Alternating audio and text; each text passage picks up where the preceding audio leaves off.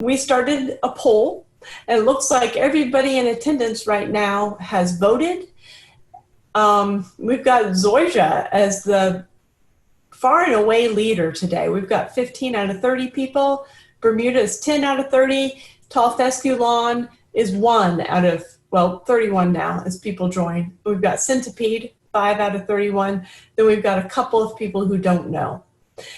Thank you, everybody, for joining us today for Shannon's webinar on the advantages of warm season lawns. She will also be covering many how-to care tips as well. So if you have a question, it's likely going to be answered today, but we also have a Q&A forum. If you look, for me, it's on the bottom of the screen. It's a Q&A window.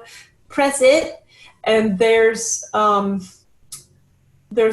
panel where you can start asking us questions. So today we've got Nick on hand, and we've got Emily and Nina answering your questions. They are all turfgrass experts. And Nick is actually going to do a guest segment. He is our robotics expert. He installs our robotic lawnmowers. He's head of that division, and he will be doing a segment and answering questions on robotic lawnmowers as well, and how great they are for caring for warm season lawns. But the reason we're all here today is because of Shannon Hathaway. Shannon is out of our Cary store near Raleigh, but the tips today are tailored for warm season lawn care in the upstate of South Carolina. We've got more people joining us today. It looks like everybody's noticing the poll we have going. Good. I'll just mention again that this is, we have our attendees on mute simply because it can become somewhat boisterous and chaotic if too many people are trying to speak. So this is Shannon is going to have the floor today, but we encourage you to use that Q&A button down at the bottom to ask us questions. Shannon has a background in education, and you'll see that today in how she presents her material. She went back to school to get her degree in horticulture, and she's run her own landscaping company. She sold her landscaping company to come work for Super-Sod. And I was told last time I should introduce the lawn behind me. This is a Xeon Zoysia lawn. And the lawn behind Nina, if you can see her, is a Tiff Tuff lawn at the Atlanta Botanical Garden. So teach us about warm season lawn, Shannon. Thank you. Well, as Hillary said, I'm Shannon Hathaway, and I'm the installation manager for the Triangle, the Raleigh, Cary, Chapel Hill, Durham area. The lawn you're seeing on the screen right now is actually one of our sod fields, and I just wanted to let folks know that I'm hoping I get the number right, but I think we have over 13,000 acres under cultivation. And if you take a look at this picture, I took this at one of our sod farms. I just laid down on my stomach and took that picture with my iPhone. And you can see it's a very flat, very perfect field of grass. It's just gorgeous. That's Zenith Zoysia, and we get clients sometimes who say, well, do you just go out behind the store and cut the grass? No, we don't. We have farms, and that's why we ask people to order in advance with the grass, because we've got huge harvesters going out and cutting from these beautiful, flat, open fields of sod at our farms. So we're going to talk today about the advantages of warm season grasses, and we're going to give you some maintenance secrets. Let's see, for some reason my thing is not advancing. There we go. So we're going to talk about why choosing warm season grasses makes sense in South Carolina. We'll talk about how to choose the best one for you. We'll review information on turf maintenance. Then I will turn the floor over to Nick Sagnella, because he knows far more about the robotic lawnmowers than I do. I just know how beautifully they work. We'll talk some about the advantages of our soil cubed compost. And if you hang in there till the end, we've got some coupons and special offers for you for attending as a thank you. So we'll get started. So why should you choose warm season grasses over fescue, particularly over a cool season grass.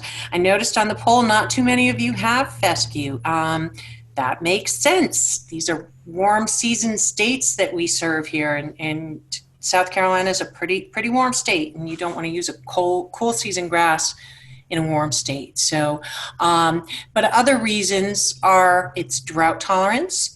Fescue requires a lot more water to survive than do our warm season grasses.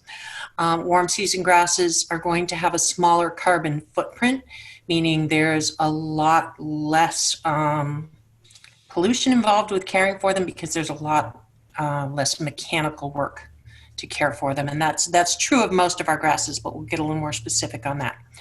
They're better suited for our warm season climate. Warm season grasses can recover on their own. And what I mean by that is that they are able to send out runners, some above ground, which are called stolons, some below ground, which are called rhizomes, and some can do both. And that allows them to fill back in a damaged area, which fescue cannot do. And they thrive in high heat. They look good all summer long.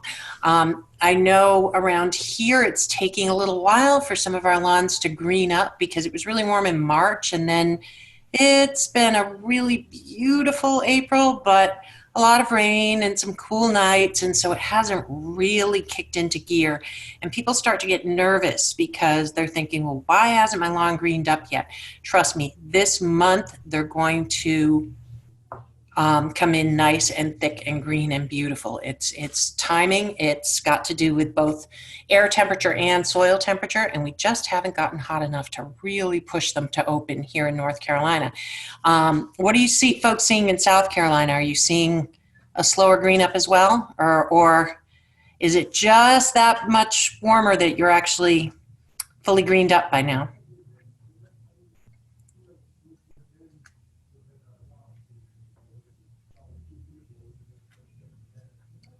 We've got a couple people raising hands on that. If anyone can come in at some point and let me know how those grasses are doing in South Carolina, that would be great. We talked a bit about drought tolerance, and I want to get real specific on this because we have something at Super-Sod.com called our TIF-Tuff Water Calculator. And if you go there and you plug in the information it asks for, it's going to tell you how much money and how much water you can save by switching from fescue to specifically TIF-Tuff Bermuda, how much you can save in a year. So it assumes that you have a fescue lawn that is under irrigation, one that you are watering as much as it needs it to keep going. So the lawn that you're seeing here is 8,000 square feet. And in 1 year, by switching from fescue to TIF-Tuff, they could save $845.48. And the gallons of water saved would be 141,120. So that's really impressive. It's a 60% water savings. That's a really wonderful argument for using Bermuda. It saves you money.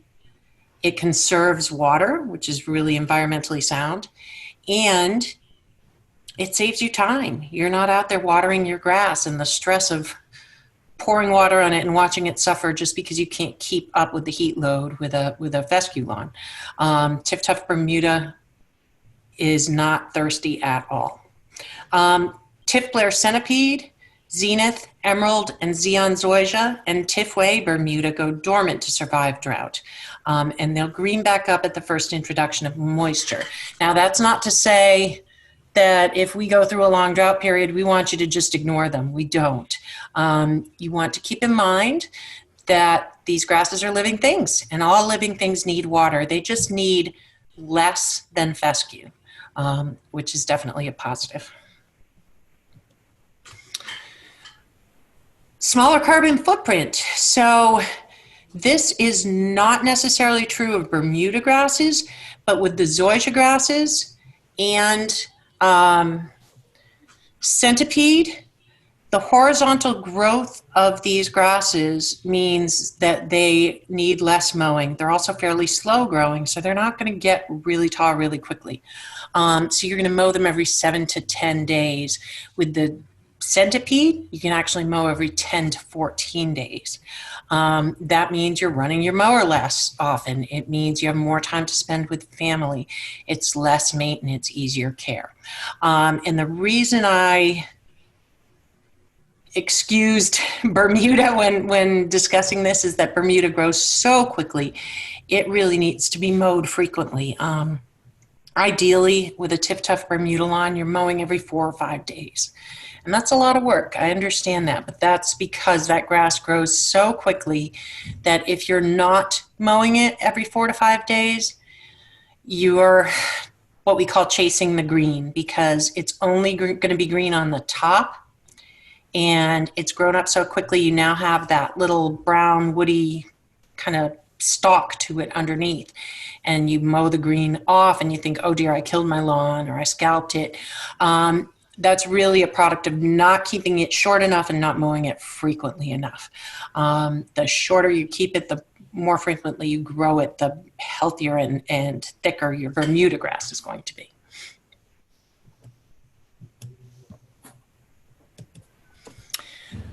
Warm season grasses are better suited to our climate. We describe fescue as a cool season grass. Now, obviously, South Carolina is not a cool season state.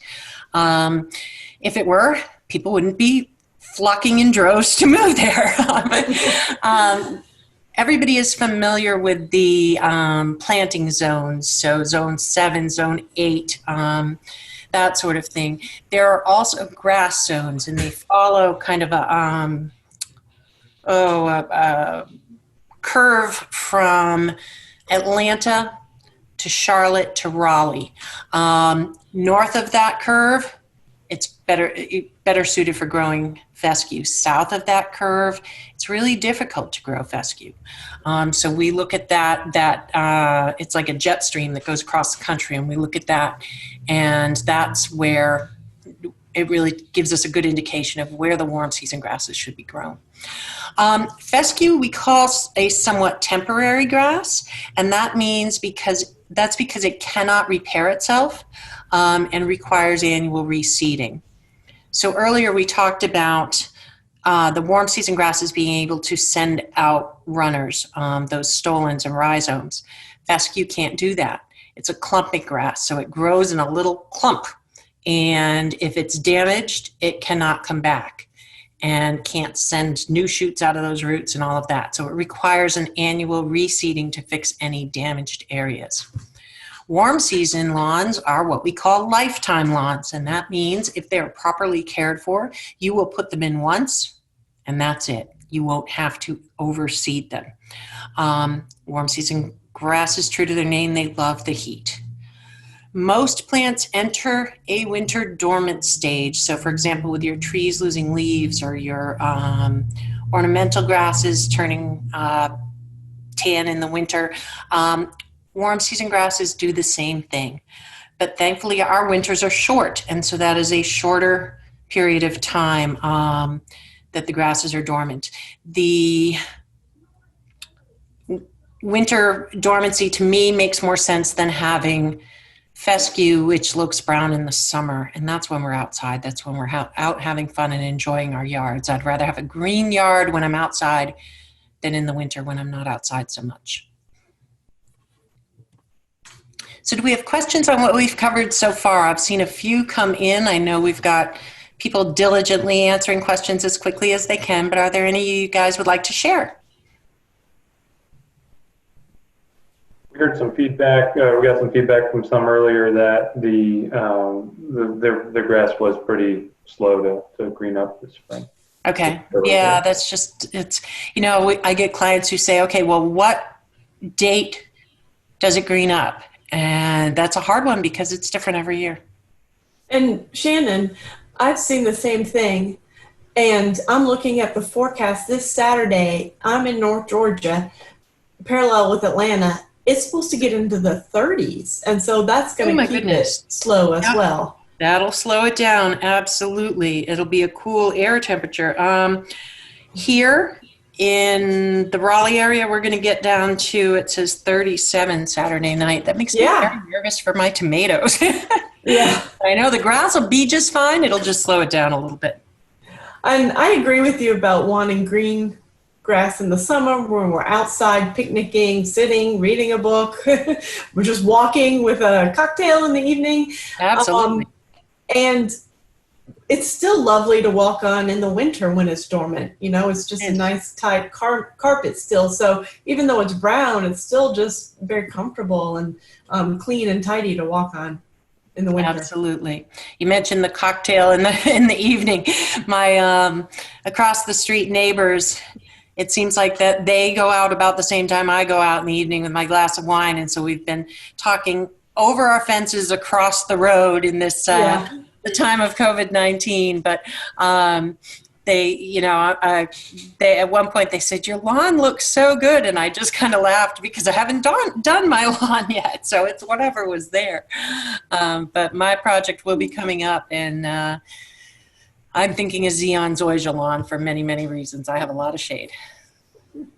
So Shannon, we have a question. How long should I wait before cutting my new Bermuda sod, mowing my new sod after it's laid? Depends on how long you've had it in, but generally after it's been in about a week or 10 days, I say go ahead and start mowing it, because you don't want to chase that green. You don't want to wait until it gets really tall, and then you've got a hard time getting back to just a solid green lawn. Bermuda roots very quickly, and so you're not going to hurt it to mow it after the first week or two. You always only want to cut a third of the blade off per mowing. So if it's up at 2 inches, you don't want to go down to 1 inch. You don't want to cut half of it off right away. So raise your mower blade up a little higher than you're going to want it eventually. Make that first cut, wait a couple days, let it flush out again, cut it again. With a lower blade, drop down to where you want it. But no more than a third of the blade off at a time. All right, well, let's move on. So let's talk specifics about the warm season grasses that we offer at Super-Sod. And the first is our Tifblair centipede. Centipede has a couple of nicknames. It's called lazy man's grass or eco grass, and that's because it is the easiest to maintain. It has very low chemical requirements. You are only fertilizing this grass once, maybe twice if it needs it a year. So it's the most environmentally friendly grass because you're not mowing it very often. You're not putting very many chemicals on it. You can actually do that 1 or 2 feedings a year organically with compost, like our soil cubed compost. And just have a really wonderful lawn. You don't have to put lime on it most of the time unless you've got a really, really acidic yard. It has a high tolerance for low pH, so it does really well in acidic soils, and that's what we have in South Carolina, North Carolina, and Georgia is naturally very acidic soils, so it does much better there. One caution I would give you, well, 2, for centipede is that it can be easily damaged by common lawn care practices. And what I mean by that is if you assume that centipede is just like any other grass and it likes a high nitrogen fertilizer, you're going to kill it if you're trying to over fertilize it. If you don't realize how tender it is and how susceptible to many of the herbicides it is, you could kill it by putting a common lawn care chemicals down. For example, a normal dose of 2,4-D, which is found in most of our lawn safe broadleaf weed killing herbicides, can really hurt Tifblair centipede. You need a very dilute solution of that because it's a very different grass from Bermuda or zoysia or fescue. So you really want to make sure you're reading your labels very carefully. I had a client 2 weeks ago, went out to see her yard, and she had a fescue yard that was just dead, dead, dead. I mean, just looked like someone had burnt it with chemicals. It was very orangey looking. It was definitely a chemical burn. And I asked her what she had done to it recently, and she said, oh, I went and got my usual weed and feed and put it down. And I said, you don't happen to still have the bag, do you? And she did. She had it in the garage, and it was specifically formulated to St. Augustine grass, which is actually very similar to the centipede. And so because she hadn't read that label, she put the wrong chemicals down on the lawn and killed the entire thing. So you really want to read those labels carefully. And then centipede doesn't like wet feet, so heavy clay soils are difficult for it. You want to make sure when you lay it, it's draining well. There's no area for standing water, no low spots, because it's very susceptible to root rot. That's why it does so beautifully at the beach, because it likes those dry, sandy soils. Tiff-Tuff Bermuda, you're going to hear me mention this a lot. We're really proud of Tiff-Tuff Bermuda. It is a wonderful grass. For a long time, Tifway 419 was the industry standard. In fact, it was since 1960, and it's a good grass. But a lot of things have improved since 1960, and in the Bermudas, the major improvement is the Tiff-Tuff. It uses 38% less water than Tifway, and that's significant. It has better cold tolerance up to zone 6B, better traffic tolerance, and a faster recovery rate, which means that when it is damaged, it can grow back and fill in those spots very, very quickly. Now you're seeing it in this picture under some pine shade, and it's important to note that that is pine shade. Pines tend to be more open and let more light in than hardwoods. It does not do well in deep shade. Tiff-Tuff Bermuda needs a minimum of 6 hours of solid sun, not filtered like you're seeing in the picture, but solid sun beating down on it per day. If it is not getting those 6 hours, it'll start to thin out and not do so well. And that recovery rate's amazing. As far as traffic tolerance goes, one thing that we're pretty proud of, and that's kind of closer to you than to me, is that we put a Tiff-Tuff Bermuda practice field down for the Carolina Panthers. And if you think about it, they're in their stadium maybe once every week or once every couple of weeks during the season, but they're out on those practice fields for hours every single day. And that Tiff-Tuff is performing beautifully. It is standing up to that kind of heavy use, real physical sports going on it. So if you have dogs and kids and you have enough light for it, this is a great rugged grass. We use it a lot on sports fields, golf courses, school playgrounds, things like that, where soccer fields where we really need a grass that can stand up to a beating. It's even used on a horse at a horse park where there's jumping and all sorts of equestrian adventures going on. Zenith zoysia.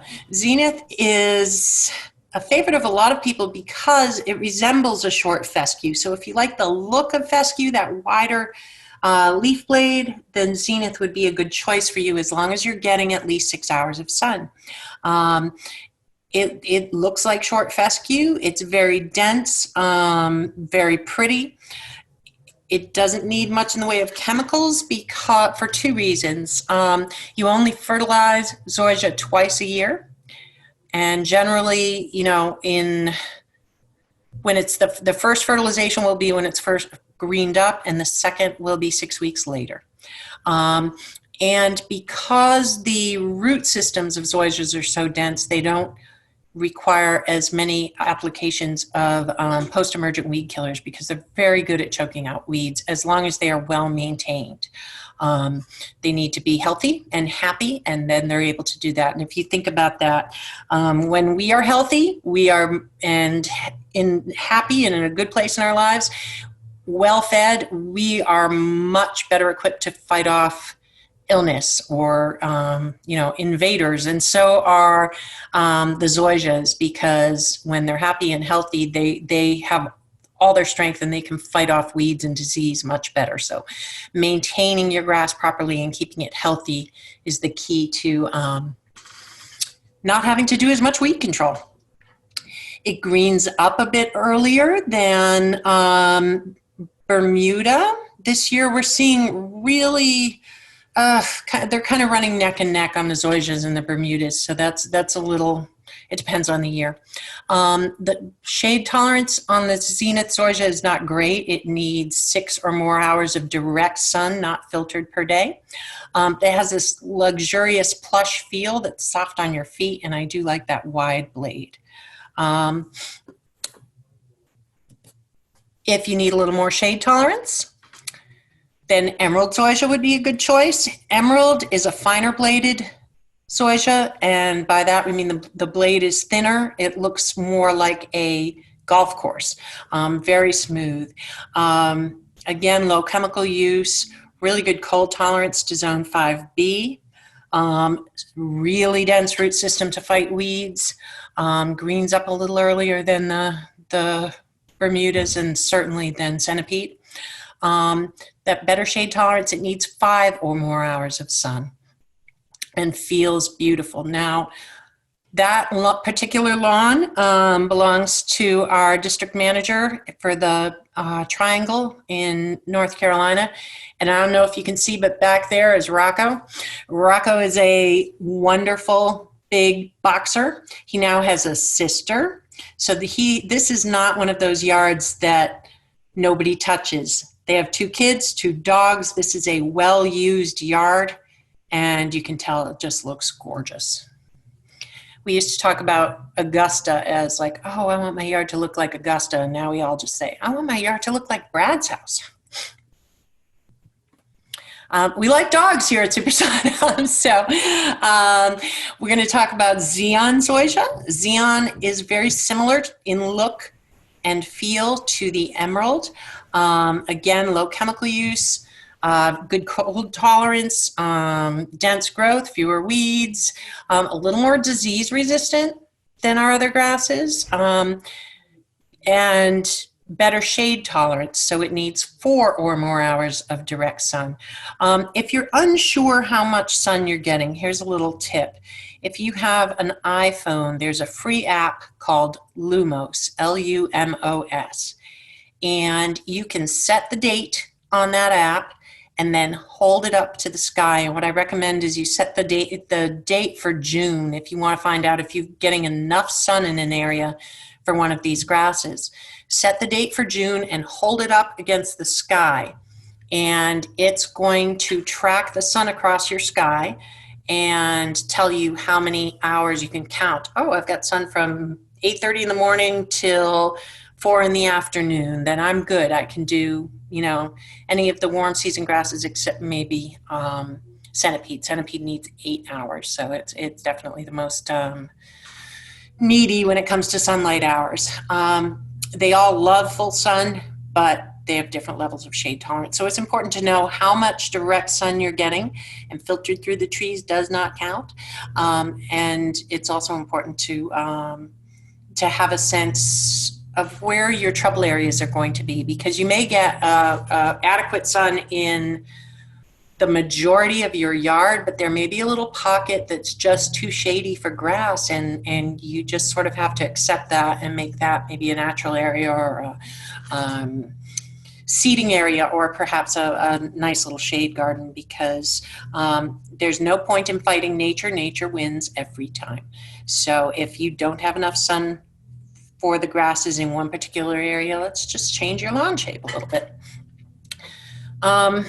Again, that golf course look and feel, and the happy dog out on the, I put in a Zeon lawn for a client, and she sent me this picture that was fabulous. She had an elderly beagle, and the first time after the grass had been in about a month, she finally allowed the beagle onto the backyard, and it trotted out of the house, laid down on the grass and just rolled back and forth on its back. And she sent me several photos of kind of like rapid fire shots of this dog just wiggling around and having a wonderful time on the brand new Zeon zoysia.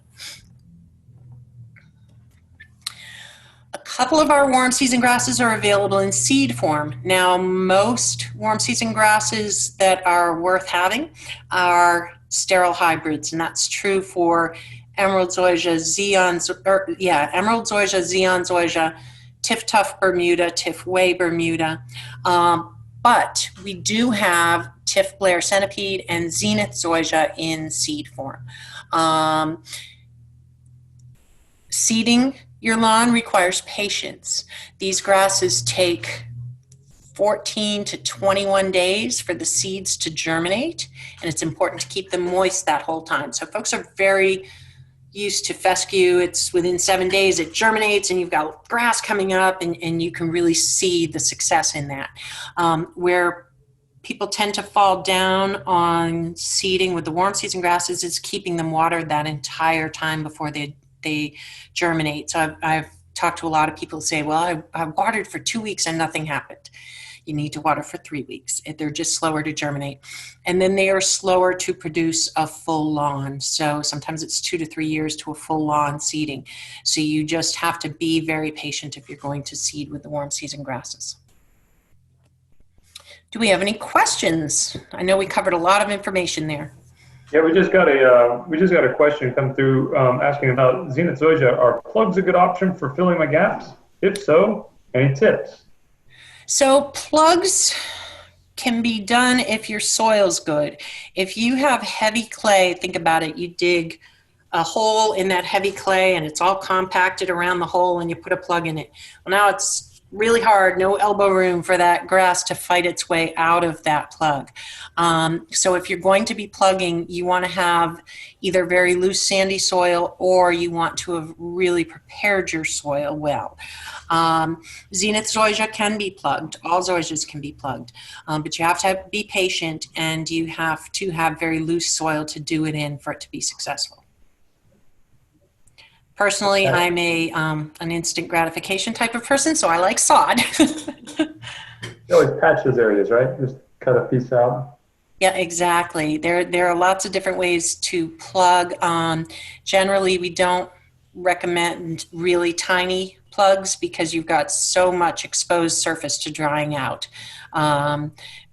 Sometimes people will cut like a 4-inch by 4-inch square out of their sod roll and use that to plug, and that's better. There's less exposed surface, but boy, you have to keep a lot of water on it because it is susceptible to drying out. Bill's asked, how can I identify if I have Zenith or Emerald zoysia? So Zenith is going to have a very wide blade, and right about now in North Carolina, maybe a week or so ago in South Carolina, if it's gotten a little tall, it will be producing seed. Right now our seed's drying and spreading on our Zenith zoysia. You're not going to see that on the Emerald. Emerald has a very, very fine blade, and so that's the main way to tell. But if you're near a Super-Sod outlet, one of our stores, cut us a piece of grass about 4 inches by 4 inches, not just a leaf or two, but an actual piece of your sod, and bring it in, and we'll help you identify it. Larry, I'll throw another one out Sure. at you there. Larry's asked, I laid Zeon zoysia 3 weeks ago, and it appears there are some seed heads going on, or seeds going on. Is this possible? It's possible. They will not be viable. Make sure it is Zeon, not Zenith. I wish they wouldn't name them all Z words. It would be easier to distinguish if they didn't all sound so similar. But yeah, it's more common to see the seed heads on the Zenith. He may be seeing them on Zeon. They're not going to produce anything. They're sterile. Thank you. I just want to mention we have 3 people that have raised their hands, and I want to point out we have a Q&A forum. If you'll ask your question there, Rick, Nina, and Nick will be happy to answer them, or they'll give them a shout out so Shannon can answer them. Exactly. Well, if we don't have any other questions, we'll move on here. So we want to talk about how to take care of these grasses. So starting again with the Tiflair centipede, you wait to fertilize until it's fully greened up, and that's true of all our warm season grasses. If you're seeding it, you want to put down 10 pounds of 5, 10, 30 per 1,000 square feet of lawn with iron. Notice that low first number, that's your nitrogen number. Centipede's very sensitive to nitrogen. You don't want to put down a high nitrogen fertilizer on centipede. And you can do mid-spring. So you would do spring seeding, you'd put it down if it's sod or already established grass. Mids to late spring, you're going to put down 10 pounds per 1,000 square feet of 5, 10, 30 and iron. And if it's looking weak, you can do it again midsummer, but you don't have to. And in the fall, you don't put any fertilizer on it at all. As far as weed control goes with centipede, again, you have to be really, really careful and read those labels because it's very sensitive to herbicides. You can put a pre-emergent down in early spring to stop the summer weeds from coming up and being problematic. If you are seeding it in the spring, however, please do not put the pre-emergent down because it will also stop the centipede seed, and that's definitely not what you want it to do. And then post-emergence for broadleaf weeds and crabgrass, things like that, you want to really be careful, read the labels, and make sure it is specific to centipede and specific to the weeds that you're trying to kill. If you have questions about that, again, our stores are a really good resource. Come on into the store, call, or go onto our website and use the chat room, and we will talk you through that process. We also have really good maintenance guides for each of these grasses at Super-Sod.com as well. Shannon, somebody's asking about fungicide for use on centipede. You can, and I think we covered that a little bit later, but with the fungicide, again, you want to be careful with the application. So if you're seeing a problem, you can go ahead and apply a fungicide, but again, make sure it's specific to centipede sod. And then in early fall, you want to put down a pre-emergent for the winter weeds.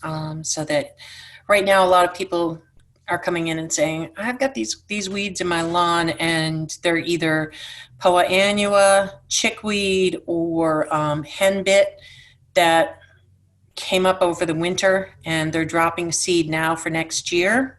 The way you stop those is to make sure you do that early fall application of pre-emergent to kill those weeds, because those plants themselves are about to die, but they've dropped seed in preparation to come on back next year, and that's what you really want to catch. Tip-Tuff Bermuda care, again, wait till it's fully greened up to fertilize. And so in late spring, once it's fully green, you're going to put down 7 pounds of 16-4-8 plus iron. And again, notice that now has a high nitrogen number, a high first number. Tip-Tuff grows so quickly that it's a very hungry grass. It's kind of the athlete of grasses, so it needs to be fed frequently. So it gets 3 fertilizations in the growing season, one in late spring, early summer, and late summer of the 16-4-8 plus iron. In the fall, you put down 10 pounds per 1,000 square feet of 5-10-30 and iron, and notice the low nitrogen number. That's because we don't want to stimulate new leaf growth as it's going dormant. We just want to really concentrate on its roots. For weed control for the Tip-Tuff, again, early spring of pre-emergent, and then throughout the summer, post-emergent directly on the weeds. You don't broadcast a post-emergent so much as you target the weeds that you're seeing. And it'll be something containing 2,4-D, dicamba, and quinclorac. The 2,4-D and the dicamba target the broadleaf weeds. Quinclorac targets crabgrass and goosegrass. And then again in the fall, a pre-emergent for the grassy weeds. Going back to that question on fungicides. Different grasses have different times of year where they're more susceptible to fungus. This winter we saw a few fungal issues with zoysias when people had forgotten to put down a fall application of fungicide. We had a really warm, wet winter, and that breeds a lot of fungal problems. Now, you're not going to see them when the grass is dormant. What happens is it greens up, and suddenly you start seeing these patterns, and we're seeing large patch and fairy rings and different things like that. With the Bermudas, they're more susceptible to dollar spot and I'm drawing a total blank on one of those senior moments. It'll come back to me. But anyway, the problems with the Tif-Tuff Bermuda and fungus are easily remedied with a monthly fungicide during the warm season, so June, July, and August. Zenith, Emerald, and Zeon Zoysia. Those are the three that we grow. Again, you wait until they're fully greened up to fertilize, and you only fertilize them twice in this. So once in the early spring, once 6 weeks later in midsummer, with 7 pounds per 1,000 square feet of 16-4-8 plus iron. So a little less fertilization than you have to do with the Bermuda, and that's because they don't grow as quickly. They're not as hungry. They're not as needy. Keeping up with that fast growth, it requires a lot of food. In the fall, you do not put down the fertilizer, but like we just discussed, you do put down a fungus control because they can get some winter fungus that you don't notice the problem until it greens up in the spring. Pre-emergent in early spring, post-emergent as needed throughout the summer, and then pre-emergent again in early fall to make sure you get those winter weeds. So when can you lay sod? All warm season grasses can be laid in spring and into the heat of summer. It runs counterintuitive. People who are used to laying fescue think, oh, you do it in cool weather. Well, these warm season grasses love being installed in the hot weather. That's when they are actively growing. You want to make sure you water it as you lay it, and that causes some confusion. People say, well, if I order a pallet and it arrives on Friday and I'm not going to lay it till Sunday, can I just hose it down? Please don't do that. First of all, please try to lay your sod, order your sod to arrive the day you're going to lay it, because then it's going to be as fresh as it can be. If you're trying to extend the life of it because you just couldn't get to that grass, please take it off the pallet and at least unroll it under a tree someplace in the shade and then water it. If you water it rolled up in the pallet, you're just asking for rot and fungal diseases because there's no airflow and no sun that's going to get at that.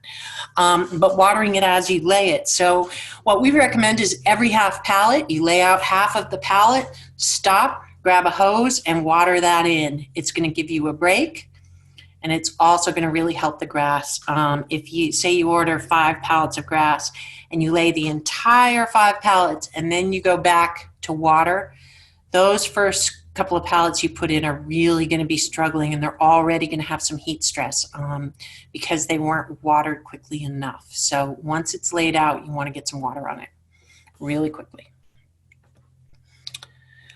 But you can lay many of our warm season grasses when they're dormant. And a lot of people like to do that because there's less watering to be done. But even though it's dormant, it's still a living thing. It needs water to survive, so you do still need to get water down on it. If you're looking to lay dormant sod, be sure to talk to an expert at Super-Sod about the grass variety, because some of them like to be laid dormant, some not so much. And that varies by location, by area. So it's something you really want to talk through with an expert before you do it. One thing that you will see when you're laying dormant sod, you can notice in the photograph the seams between. They will not be able to knit themselves closed quickly like they would in the summer, and so you will see some weeds coming up through those seams if you lay sod when it's dormant. You'll see some winter weeds popping through those. So we'll talk about mowing. People with fescue are used to mowing fairly tall, 3 to 4 inches. That is not advisable with any of these grasses. These grasses like to be kept much shorter. So with emerald and zeon zoysias, you want to keep them mowed when they reach 1.5 inches to 2 inches. So don't let them get any taller than 2 inches, and then cut off 1/2 inch. Cut them down to 1 to 1.5 inches tall. And you're going to mow every 7 to 10 days, so that's not so bad. Zenith zoysia, when it reaches 1 to 2 inches, you want to go ahead and mow, and you're going to take it down to 3/4 inch to 1.5 inches high, and again every 7 to 10 days. Tiff-Tuff Bermuda. Here it says 3/4 inch to 2.5 inches tall when you decide to mow it. I'm nervous about the 2.5 inches tall because I think you may start to see some woody stems underneath. I like my Tiff-Tuff Bermuda shorter. You can mow it down to 1/2 inch tall and to 2 inches, but personally I prefer it 1/2 inch to 1.5 inches, somewhere in there. It makes it thicker, healthier, and green from the ground up. And because it grows quickly, we say every 4 to 7 days. Again, I prefer every 4 or 5 days. It does grow quickly, and you don't want to be chasing that green. You want to keep it maintained. Tiffway Bermuda, very similar in mowing as the Tiff-Tuff. And then with the Tiff Blair Centipede, when it reaches 2 to 2.5 inches tall, you cut it down to 1.5 to 2 inches tall. And you do that every 10 to 14 days. So that's why, remember why they call it lazy man's grass, because you really only have to mow every 2 weeks. Do we have questions about mowing height or maintenance? Yeah, we got a question from Jay asking, how can I tell if my lawn needs to be dethatched? So this is a really good time of year to actually know that. If you're seeing a lot of dry, dead material on your lawn and it's not greening up really quickly. I was at a client's lawn yesterday where water had moved through their lawn and you could literally see drifts of thatch coming across their lawn. That's when you take out a rake and try to get all that thatch out of there, because cleaning that all out, it's smothering the new grass coming in. You want to open that space up and let the new grass come in really well. So if you're seeing quite a bit of dry, dead materials, then you want to go through and rake out that thatch. Let's see here.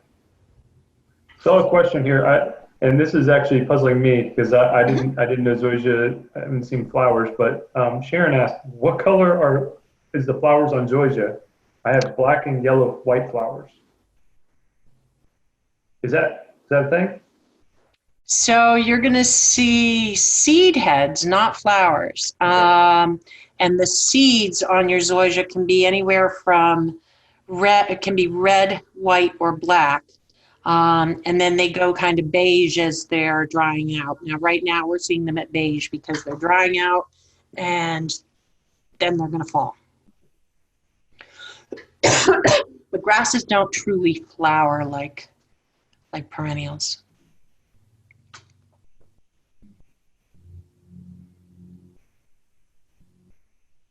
Any other questions?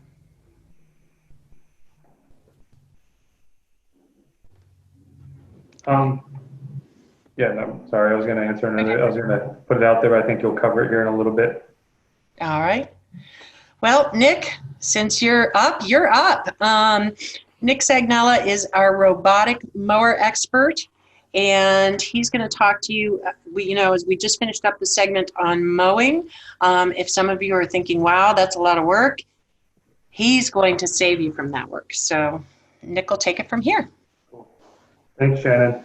Yep. So what we'll do, we're going to, just as a little introduction to what robot lawn mowers look like, and specifically the Husqvarna Automower, Shannon's going to play this video, and then we'll come back right after that.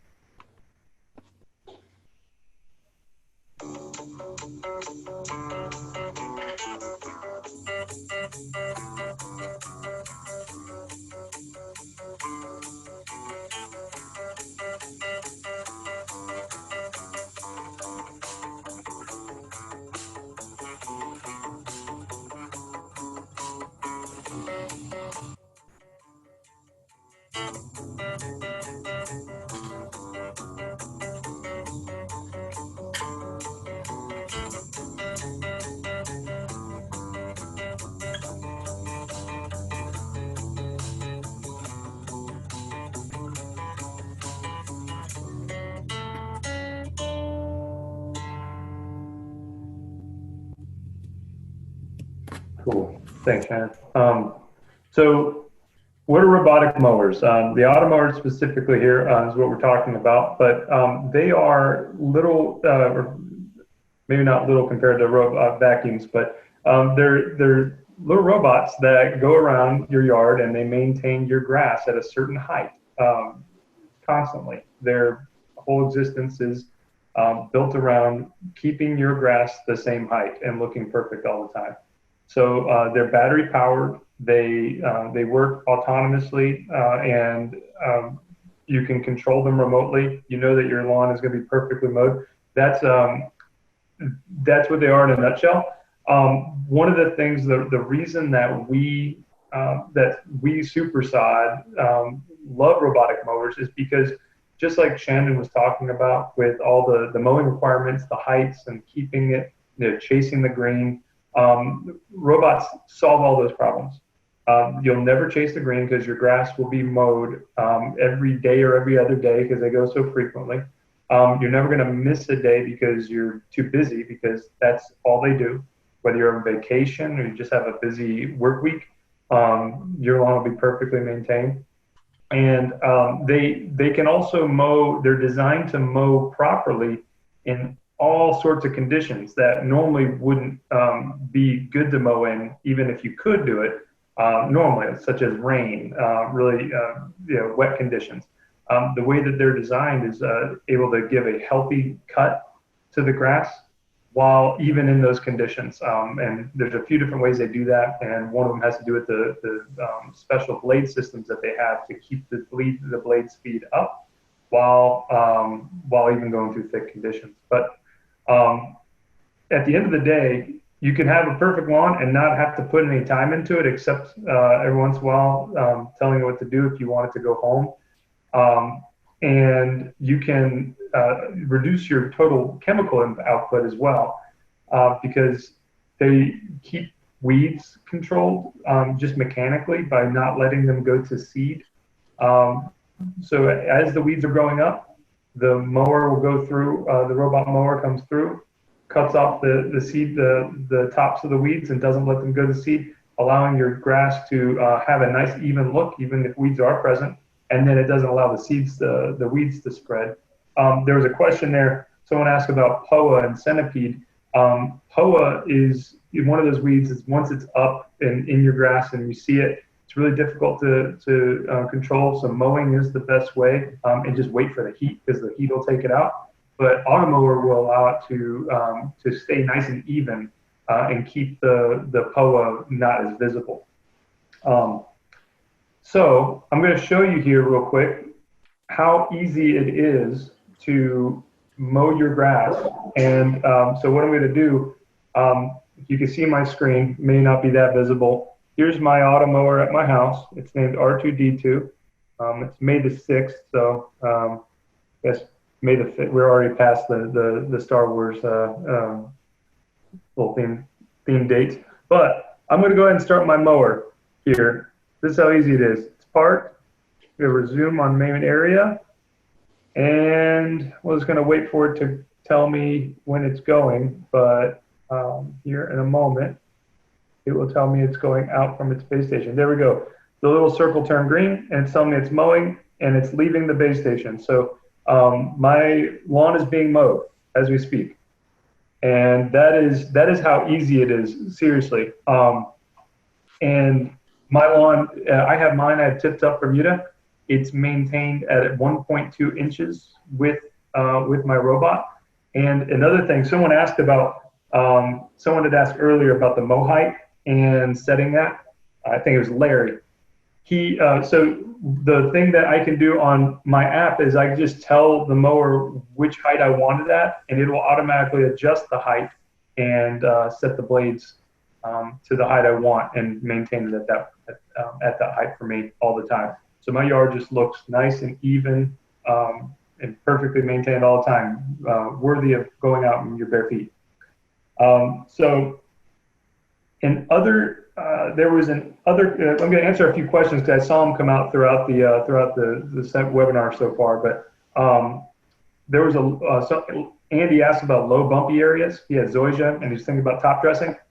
Well, one of the things that automowers do in particular is that they maintain even uneven lawns very well because they have a short wheelbase, and it doesn't allow them to scalp. They have a very small amount of space that they're actually cutting with. And so they can maintain even an uneven lawn really nicely without scalping it. So that's something to consider. But Shannon, will you go to the next slide here? Thank you. Nick. Yeah. Nick, will you do us a favor? Tony says he didn't see what you just did. He said it's stuck on a frame for him. Okay. And he says he only sees the auto mower frame. I think to show what you just did on the app there. All right. So Tony, all right, I'll do it one more time because it's so fast and so easy. I can just keep on doing it. So, all right, right now, what I'll do, because I just have set my mower out for mowing, I was showing how easy it was to mow. Right now, my auto mower is out mowing right now. What I'm going to do is I'm going to tell it to go back home. Park and go until further notice. And now, if this is sending a cellular signal, because they all have GPS and they have a cell phone, a SIM card in them, so they're receiving the signals through cellular connectivity. It's waiting for it to tell me that it's going back to its base station. I think this might be if Tony is not seeing the panelists on his Zoom meeting. That's probably what's happening. Could it be, Yes. do I need to take it back into gallery view?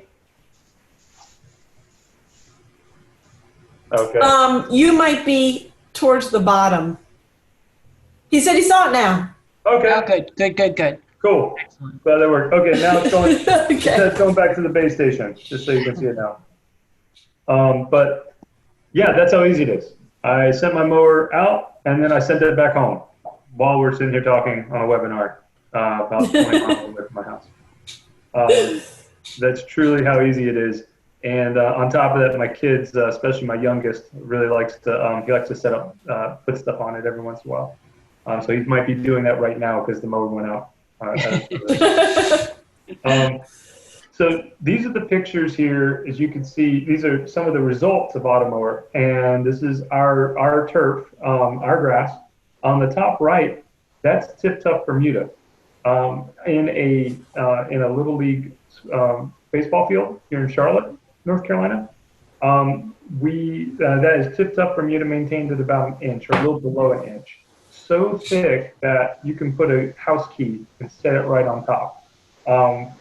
That is just how, because otherwise, in order to achieve that kind of density and perfection of a mow, you'd basically have to be mowing your grass every day or every other day with a real mower. And these will just do it without any human input except telling it to not go or go whenever you want to. On the left This is the yard, the fabled lawn of our regional director in Raleigh with his Emerald Zoysia yard. That is, he maintains it with an automower. So that's one of the ways that it is kept so perfect, even with all the traffic. His automower maintains that, and he keeps it down at 3/4 of an inch all the time, and it's like carpet. There's even ways they have new kits that allow you to bring it down even lower if you want to. And finally, at the very bottom, you can see the difference between with the same grass. I believe that's tipped up, Bermuda.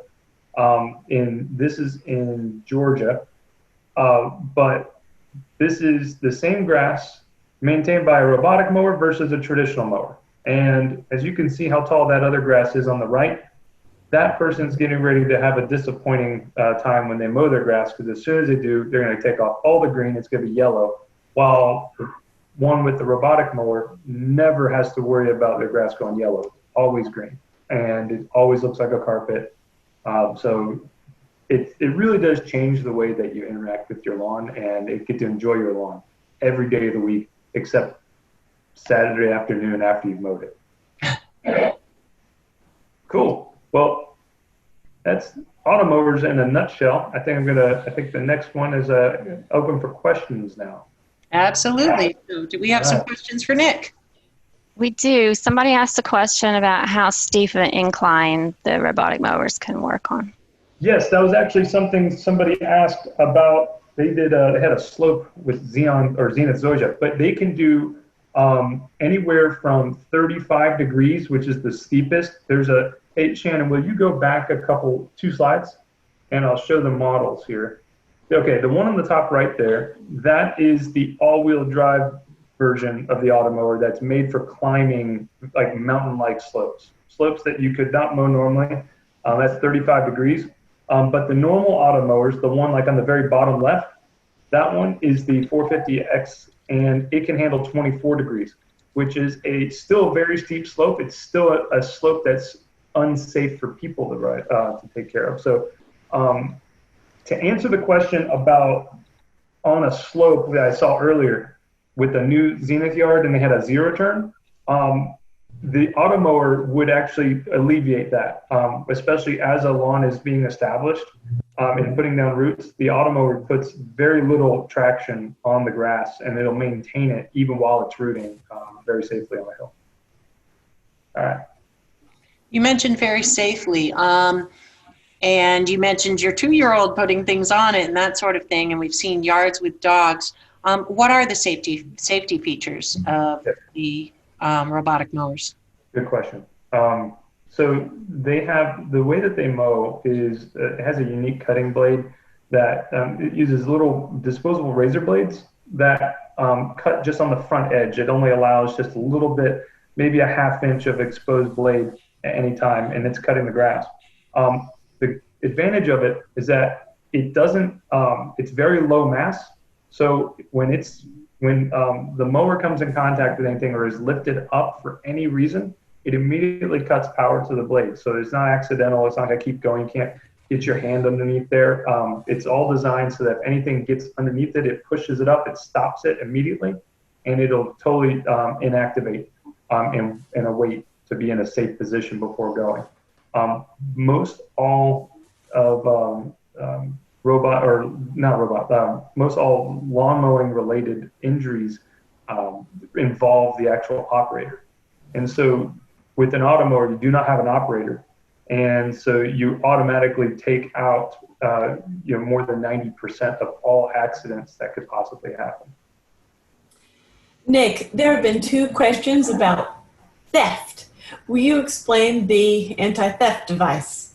Yes. So we have over 500 automowers in our customer footprint from North Carolina to Georgia, and we have not lost one to theft. So that's in over 3 years, we haven't lost one to theft. But the way that is achieved is with automower, what happens, you have to have a PIN code, and that PIN code is unique. You get to pick it. And if if somebody goes to pick up the automower and doesn't have that PIN code, it will yell at them very loudly, and it will cause a lot of a commotion. It's a very loud, shrill alarm to kind of just make them drop it. But if they're undeterred by that, there is GPS on board, and it GPS tracks exactly where it goes. So there's a geofence built into, and it alerts you on the app. So if somebody did take it, which is extremely rare, we've had 3 or 4 occurrences of it. My personal one was actually stolen, but I recovered it just about the next day. But the GPS just shows you exactly where it's at, and it will track it right to it. So if there was any problems.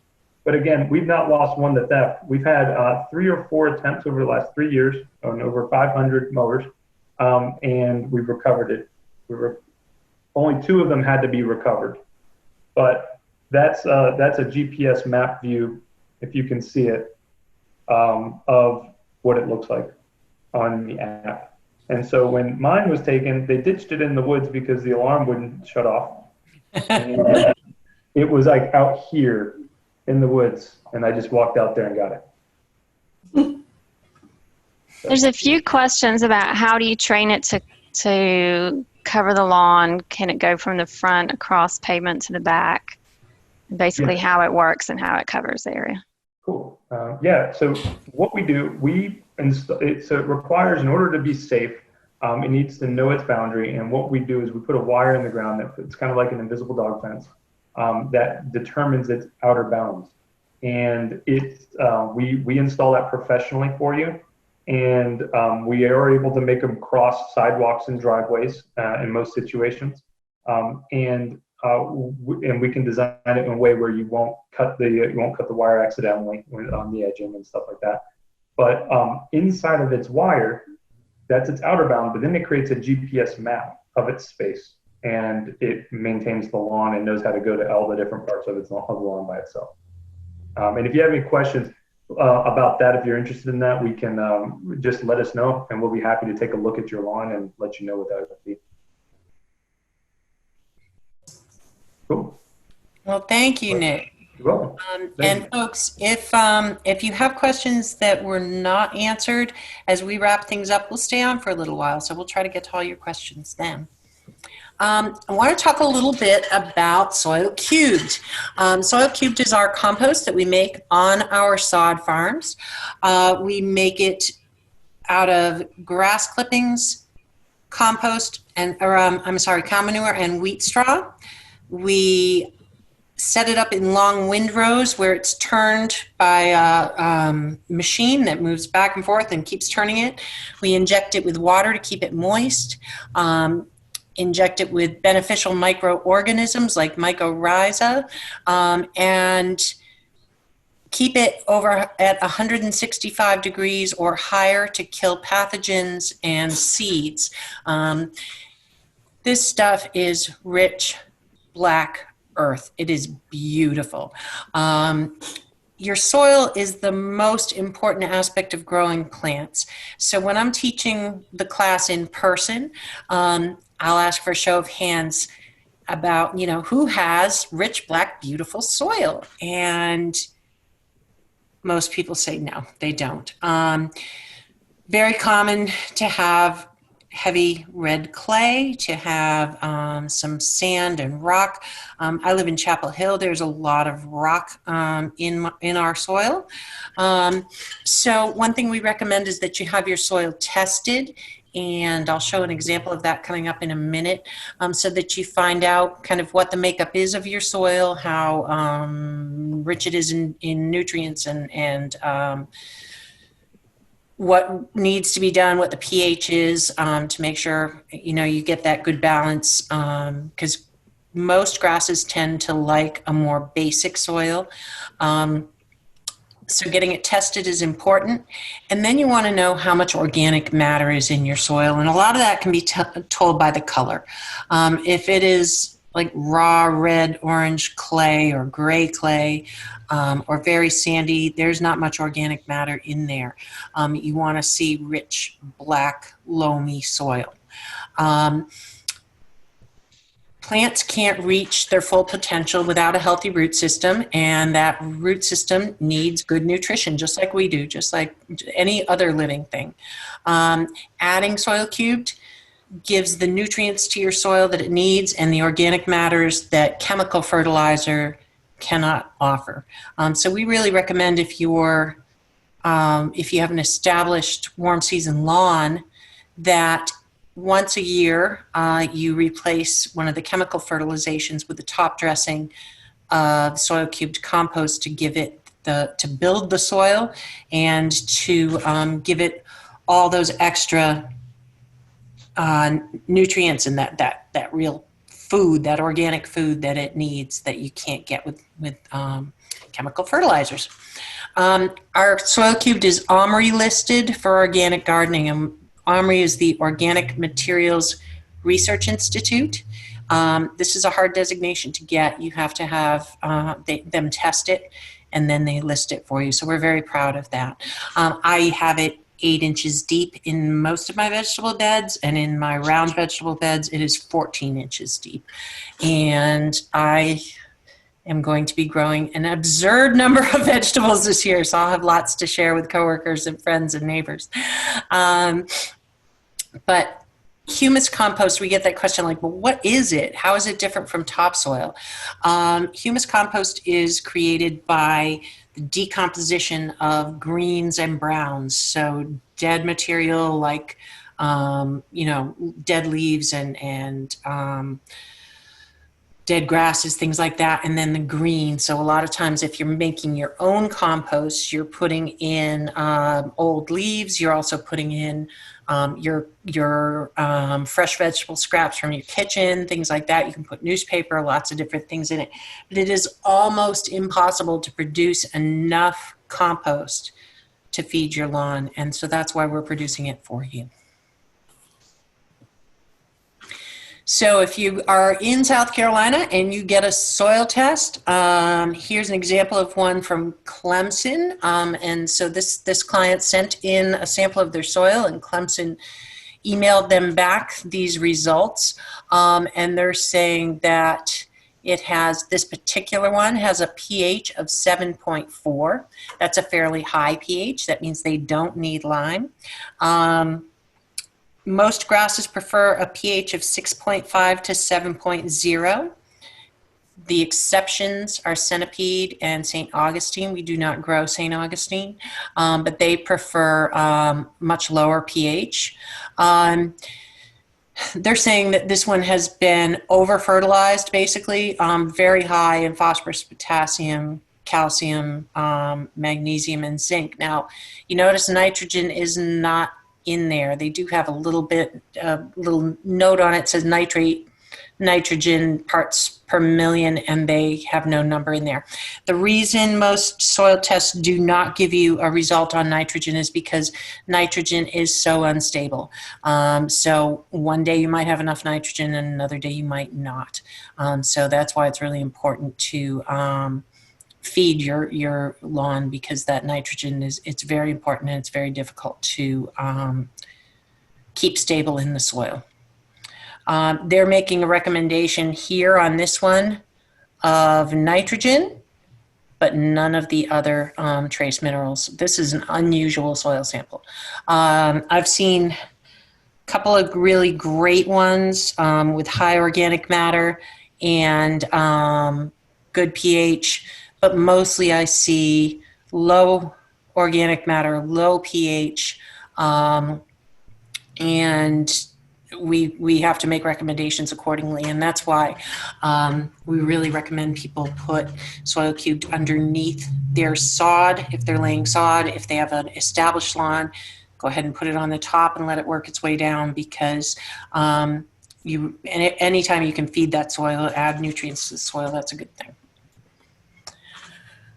So the soil cube should be mixed with the top layer of your existing soil. If you're laying sod down, you can just rake it into that existing topsoil layer. That's usually sufficient.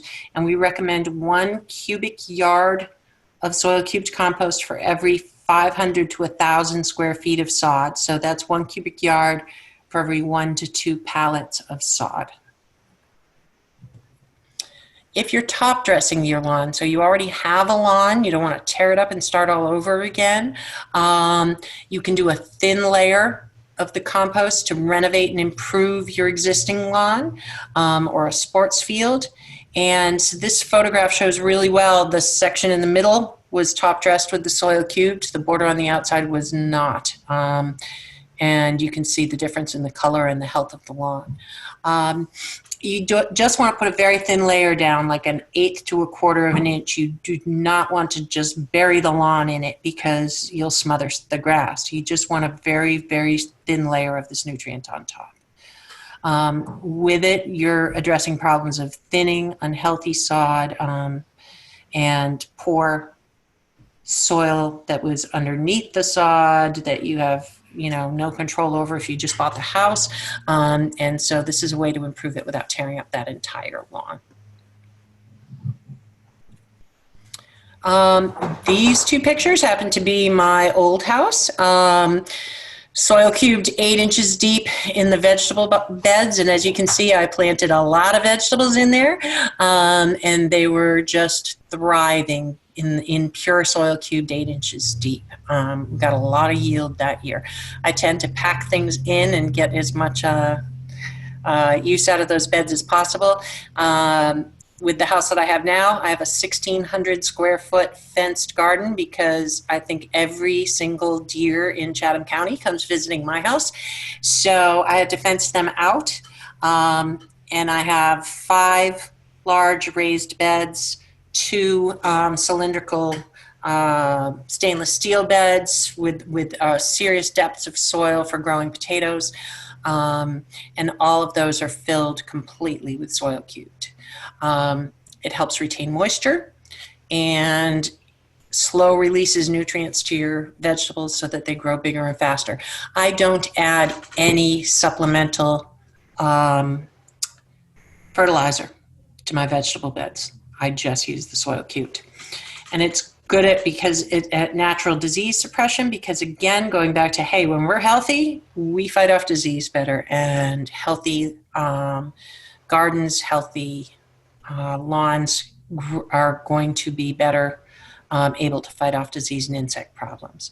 When I have perennial beds, what I do is every February before I mulch, I put down a layer of soil cubed, just a top dressing of about 1/4 of an inch, and then put the mulch on top of it to feed my my perennial beds and my shrubs and that sort of thing. So does anyone have any questions about the soil cubed? Yes, Kim asked, is there a better time to top dress the lawn? Yes, if you have a warm season lawn, you do not want to top dress it when it's dormant because there is some fertility in there and you're going to kind of get it growing when it shouldn't be. If there's a little warm up in that period, it could flush out new growth and then a frost would knock it back. So you want to do it in mid to late spring and or throughout the summer. You definitely don't want to top dress it in the fall as it's going into dormancy. You don't want to spurt on that new growth. And Tom asked, how do you apply soil cubed in 1/8 to 1/4 of an inch? So it depends. I don't know about the locations in South Carolina, but we rent compost spreaders. And it's a metal mesh drum with a handle.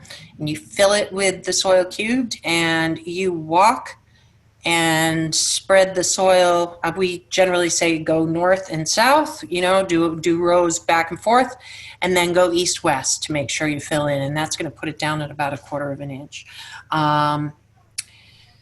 Basically, if you're doing it by hand, you'll shovel it out and then rake it in and just make sure that the blades of the grass are not completely covered. But, you don't have to get in there with a ruler and make sure it's an 1/8 of an inch in each spot. It's just kind of a general guide. Thank you. All right. Any other questions on the soil cubed? Yeah, Mike asked, for gardens with soil cubed that is 8 inches deep, do you need to fertilize it for the subsequent year's use? You don't necessarily need to fertilize it. I top dress it because every year it's going to settle. Every year some of it's going to break down. So I usually go in, and depending on how much it's settled, I fill those beds right back up to the 8 inches each spring with a top dressing of soil cubed. Then as I'm planting plants or sowing seeds, it's mixing in a little bit.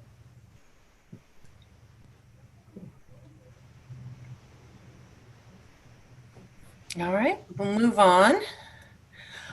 So as promised, we have some deals for you. To thank you for attending this workshop.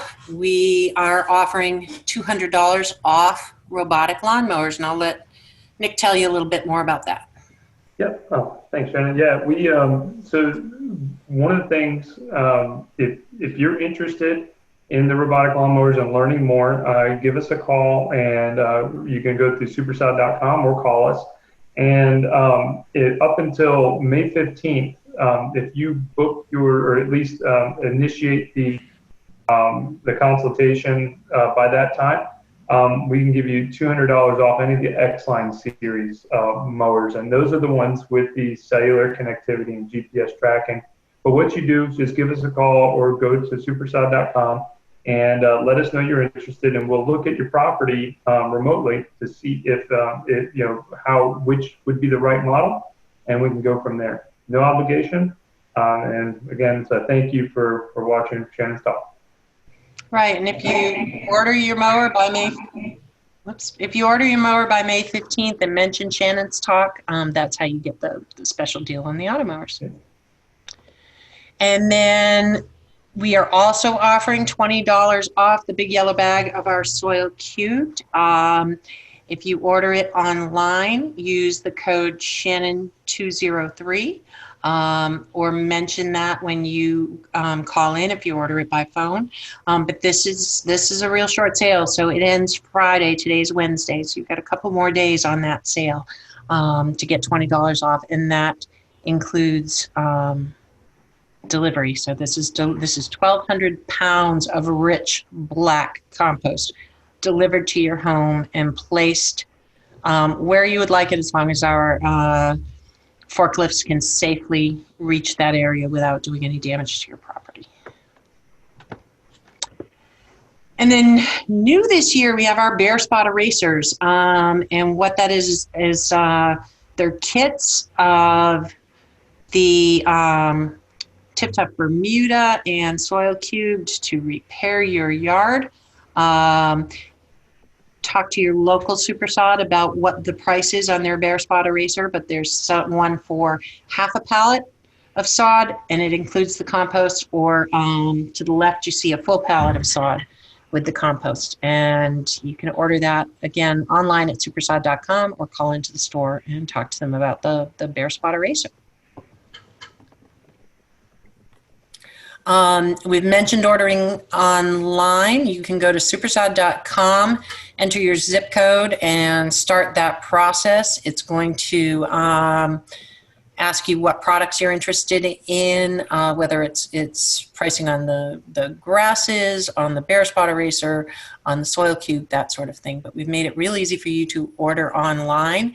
We're also a phone call away, so we have really well-educated turfgrass experts answering our phones to take your order, to answer your questions about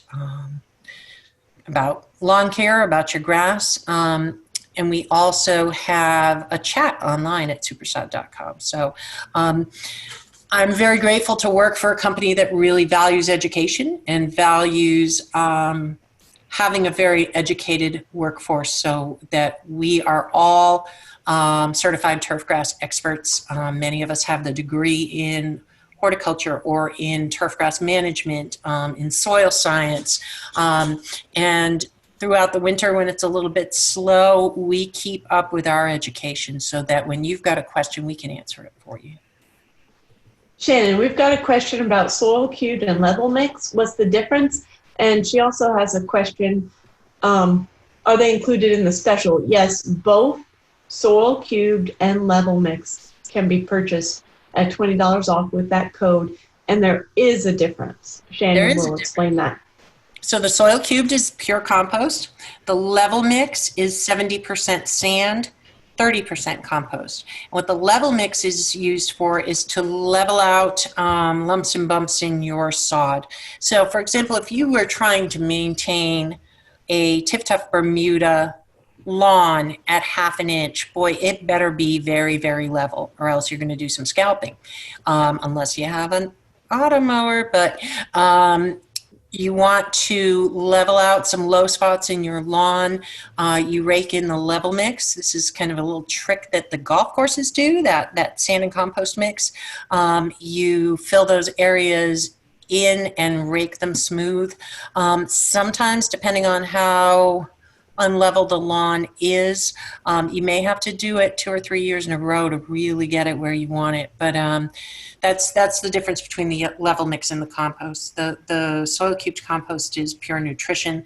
The level mix has nutrition, but it also has the sand for leveling out those lumps and bumps. We want to thank you for coming today, folks. We have 7 farms, 13 stores, and you can see our distribution on the map there. We ship grass throughout Georgia, South Carolina, and North Carolina. We have a really well-educated staff. We pride ourselves in the quality of our products, and we are here to answer your questions. So I've got up on the screen the toll-free number, the website for Super-Sod, and the website for Soil Cubed. At this point, if you have questions we still haven't answered, we'll hang in there and answer them for you. So if you feel your questions weren't answered, fire away. We'll try to help you.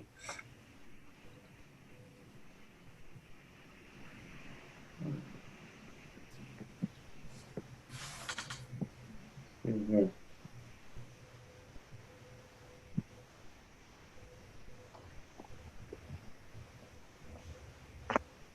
So I'd like to add that the guys and the folks in the Greenville store are highly knowledgeable of Automower.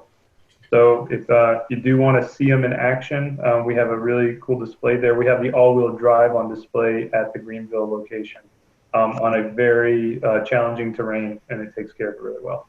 So maybe I'll answer any of your questions. Also about sod, or mainly about sod. And most, if not all, of our stores have turf plots out front so that you can see the grasses growing side by side. I know here at the Cary store and the Raleigh store, those turf plots are maintained by Automowers. And so I call ours Batman because it looks like the Batmobile. And it's out mowing constantly at the Cary store and at the Raleigh store. And those turf plots are beautifully maintained by the Automower. We do have another question. Depth of soil cubed compost in flower gardens. Okay. Generally, I'll top dress my flower gardens with it. If you're trying to build a high garden and berm it, you want some structural, that's easy for me to say, structural soil first, so that it's going to hold together better. And then you want the soil cubed worked into the top layer. I had a lot of raised beds, and so they'd be mounded up a little higher than my grass, and then I would top dress about 1/4 of an inch to 1/2 an inch deep in the soil cubed on all of those beds. I top dress shrub beds about 4 inches. Wow. Yeah. Not every year, but when I was starting it. Yeah. Absolutely. Oh, that's great. Yeah, and some of it depends how your base soil is. If your base soil is very, very poor, then the more the better. It was poor. Yeah. Bad poor. Yeah. It was dirt poor. Dirt poor.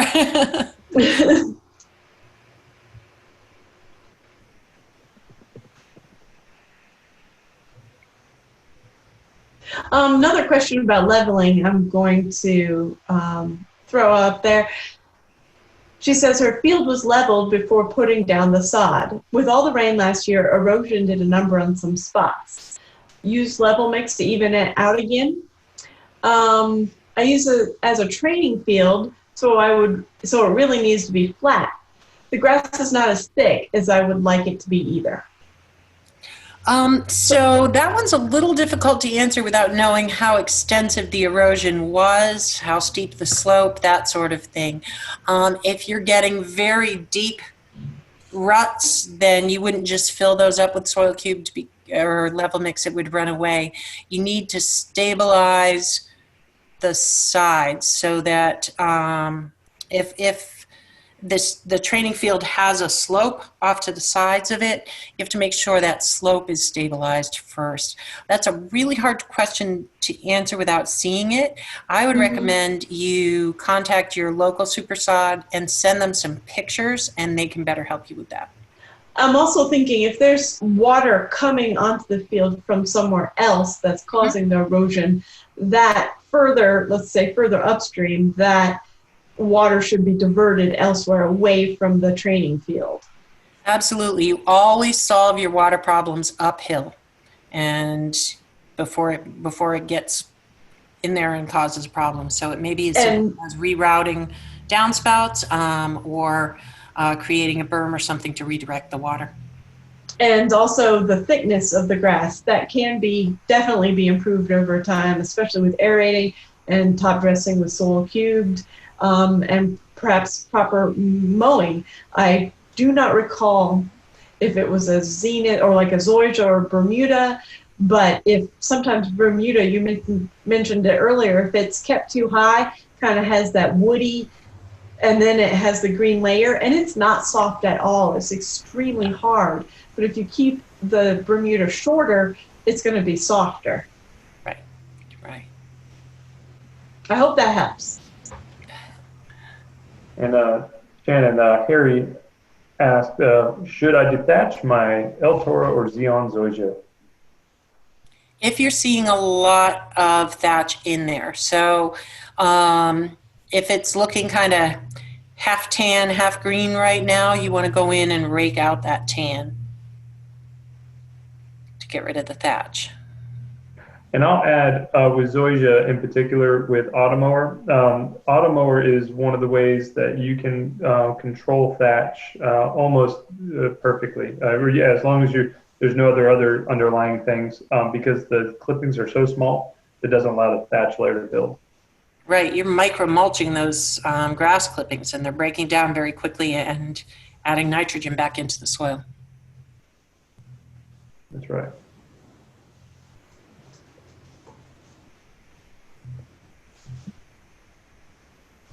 I get questions a lot on how do I know what's the right grass for me, for my yard.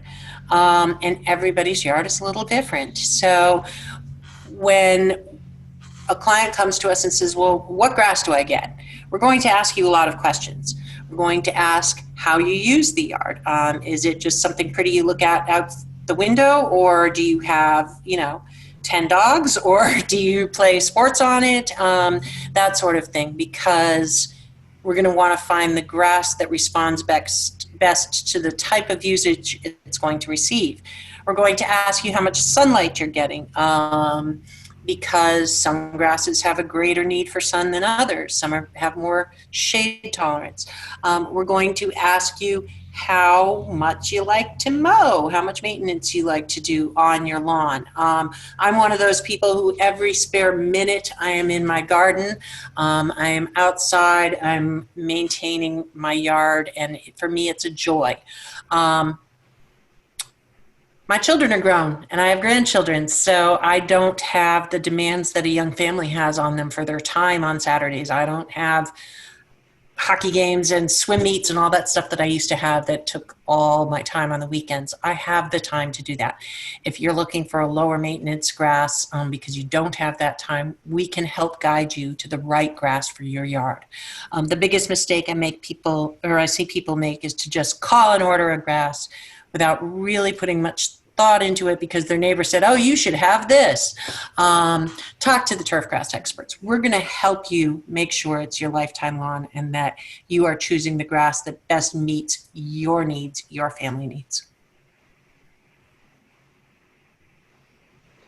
Well, I haven't seen any new questions come in lately. Let's give everybody one more chance. We have now been at this for 1 hour and 36 minutes, but we have a few more minutes to answer a few more questions that might come in. And we're down, people are definitely trailing off, but there are still 20 people here. So Really there's an opportunity.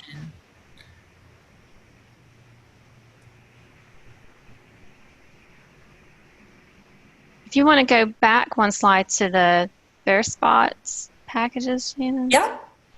Just wanted to point out, no, the one before that, I think. Okay, that'll work.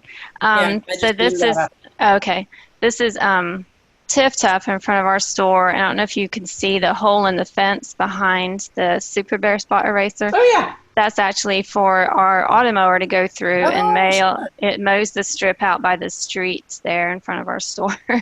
So there's lots of creative solutions for a automower to do all the work for you. Excellent. Cool.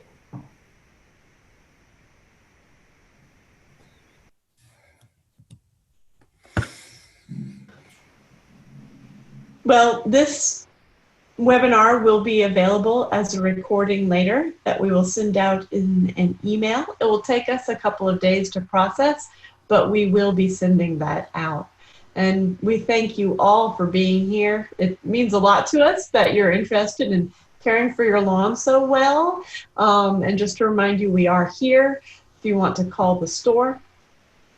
And we just have one more question. What type of sod comes with the bare spot? Well, there are two different bare spots. There's the one that's a full pallet of sod, and that is Tiff Tuff. The smaller one is 200 square feet, and that is Xeon, Tiff Tuff, or Tall Fescue. So go to Super-Sod.com, and you can look those up and see the pricing as well. And also, Steven says he has one last-minute question. If you wanna type us that question, Steven, we're here. Drum roll. He might be typing as fast as he possibly can. I don't want to cut him off. Or it could be a prank. Oh, There he is. there.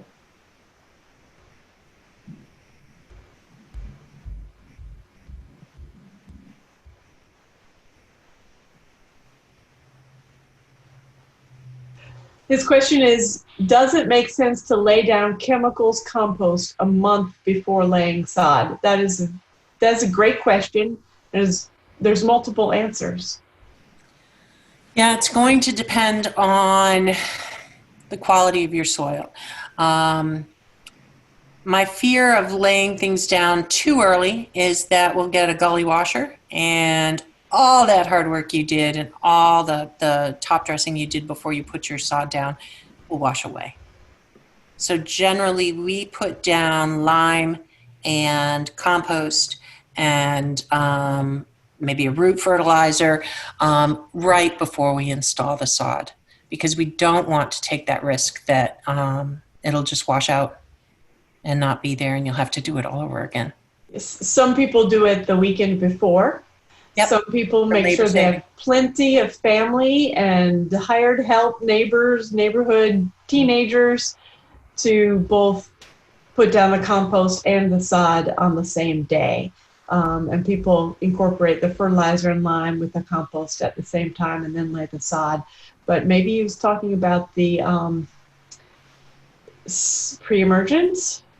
That there can be a problem with that if you put down pre-emergent and then too soon install sod, you're inhibiting the sod root. So we recommend, I'm sorry, it slipped my mind, but how long between putting down pre-emergent and sodding? At least 6 weeks, because what that pre-emergent is, it's an enzyme that when, everybody thinks it kills the seed. That's not quite what it does.